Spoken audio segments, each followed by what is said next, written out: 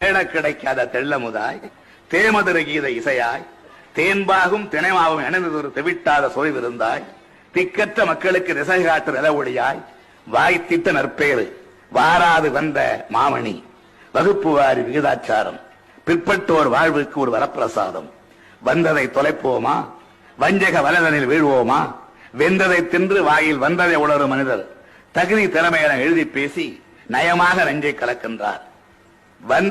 வாயில் வந்ததை உணரும் மனிதர் தகுதி திறமை என எழுதி பேசி நயமாக நெஞ்சை கலக்கின்றார்.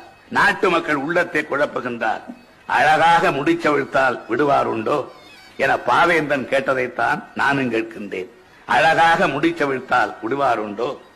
ஆண்டவன் படைப்பில் அனைவரும் சமம் எனில் அவன் உயர் ஜாதிக்கு மட்டும் தங்கத்தால் மூளை செய்து தலைக்குள்ளே வைத்தானா?